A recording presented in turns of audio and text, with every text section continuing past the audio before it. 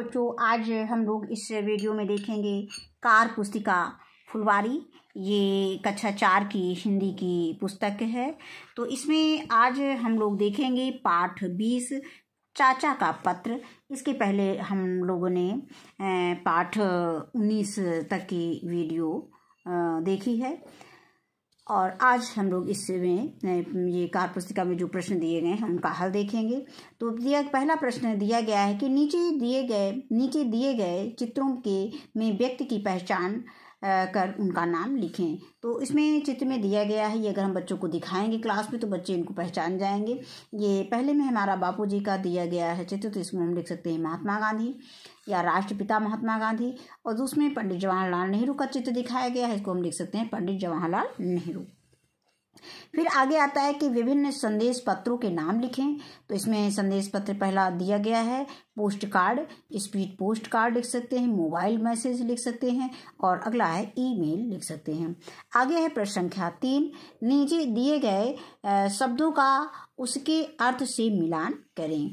तो इन ये शब्द दिए गए हैं, उनका अर्थ दिया गया है, इनको जो सही अर्थ दिया गया है शब्दों को उनसे हमें मिलान करना है। तो प्रतीक का अर्थ होता है चिन्ह, इसको हम चिन्ह से मिलान कर देंगे। उन्नति का अर्थ होता है तरक्की यानी प्रगति, तो इसको हम तरक्की या प्रगति से मिलान कर देंगे।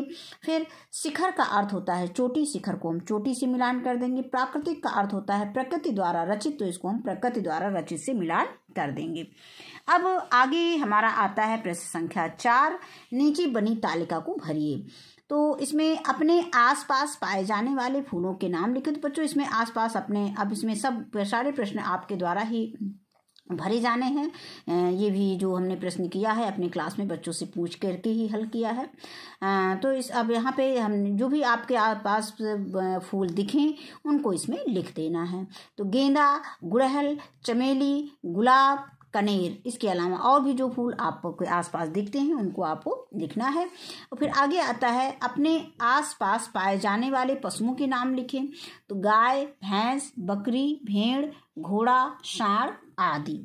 इसके बाद आता है पालतू पशुओं के नाम लिखें। तो गाय, भैंस, बकरी, भेड़, घोड़ा, ये हो गया। इनके अलावा जो भी पशु आप पालेंगे उनको आप दे सकते हैं। इसमें उन पक्षियों के नाम लिखें जिन्हें आप पहचानते हैं। जैसे गौरैया, तो बच्चों से पूछेंगे कौन कौन सी चिड़िया को पहचानते हैं, तो उनको क्लास में हमने उनसे नाम पूछा तो लोगों ने बताया कि गौरैया, तोता, मोर, मुर्गा, कबूतर। ये गौरैया 2 बार हो गया है। तो ये इसके अलावा जो भी पक्षियों को आप जानते हो पहचानते हो उनका नाम इसमें आप जोड़ सकते हैं। फिर आगे आता है विभिन्न पत्रों के नमूने इकट्ठा करके बॉक्स में चिपकाएं और उनके नाम लिखें। तो ये बच्चों आपको जो भी नमूना मिले इसको ढूंढ करके घर में अपने मम्मी पापा से पूछ करके और इसको ये प्रश्न को पूरा कर लेना है, यानी उसको नमूने को इकट्ठा करके चिपका लेना है। इसके आगे देखेंगे। आगे है सही जोड़े बनाइए। मोहनदास करमचंद गांधी को हम क्या कहते हैं? बापू, यानी बापू मोहनदास करमचंद गांधी, तो इसको हम बापू से मिलान कर देंगे। पंडित जवाहरलाल नेहरू यानी चाचा पंडित जवाहरलाल नेहरू, तो चाचा से मिलान कर देंगे। वल्लभ भाई पटेल को हम सरदार कहते, सरदार वल्लभ भाई पटेल यानी सरदार से मिलान कर देंगे। भगत सिंह, शहीद भगत सिंह, तो इसको हम शहीद से मिलान कर देंगे। और फिर आता है सुभाष चंद्र बोस को, इसको नेताजी सुभाष चंद्र बोस यानी तो नेताजी से मिलान कर देंगे। आगे आता है प्रश्न संख्या 7, अपना और अपने मित्र का पता लिखिए। तो अपने बच्चों अपना पता लिख देना है, जहां आप रहते हैं वो पता। अगर नहीं पता है तो अपने मम्मी पापा से पता पूछ लेना और मेरे मित्र का पता और अपने मित्र का पता भी पूछ के इसमें लिख सकते हैं। आगे आता है प्रश्न संख्या 4, जवाहरलाल नेहरू के जीवन से संबंधित रोचक तथ्यों को लिखें। तो कुछ हमने रोचक तथ्य इसमें लिखे हैं, जैसे कि भारत के प्रथम प्रधानमंत्री पंडित जवाहरलाल नेहरू थे।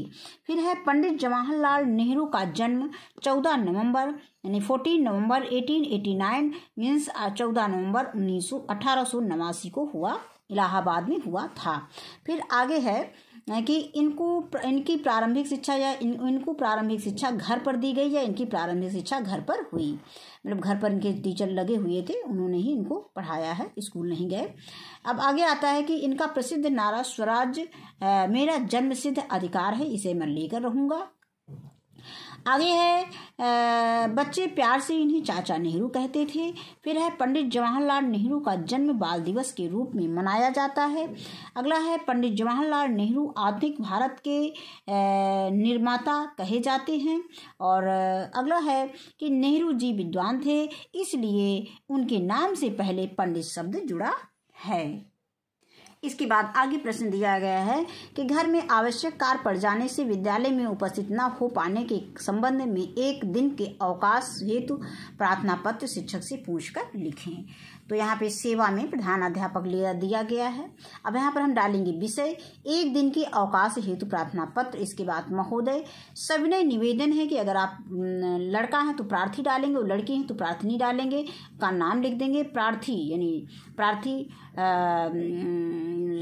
राम, श्याम या महिमा, अंकिता, इस तरह से हम नाम दे सकते हैं, जो भी है। कि घर में आज दिनांक, डेट डाल देंगे। को आवश्यक कार्य पड़ जाने के कारण प्रार्थी यानी प्रार्थनी जो भी हो, आप इसमें एक लिखना है, आप लिख लगा हुआ है। विद्यालय आने में असमर्थ हैं, अतः श्रीमान जी से विनम्र निवेदन है कि प्रार्थी या प्रार्थनी को एक दिन का अवकाश देने की कृपा करें। आपकी महान कृपा होगी। इसमें दिनांक लिख देंगे जिस दिन आप वो एप्लीकेशन लिख रहे हैं, प्रार्थना पत्र लिख रहे हैं। इसमें भौदी या भौदिया अपना नाम लिख देंगे, कक्षा लिख देंगे और स्कूल का नाम लिख देंगे। तो ये हो गया इसमें स्कूल का नाम। अब आगे आता है कि प्रश्न संख्या 10, संदेश भेजने के विभिन्न माध्यमों को लिखें। तो मोबाइल, ईमेल, समाचार पत्र, पत्रिकाएं हो गई, टेलीफोन हो गया, इंटरनेट हो गया, विज्ञापन हो गया और डाक के माध्यम से। बस ये वीडियो यहीं पे ये पाठ हमारा समाप्त होता है। और वीडियो देखने के लिए बहुत बहुत धन्यवाद।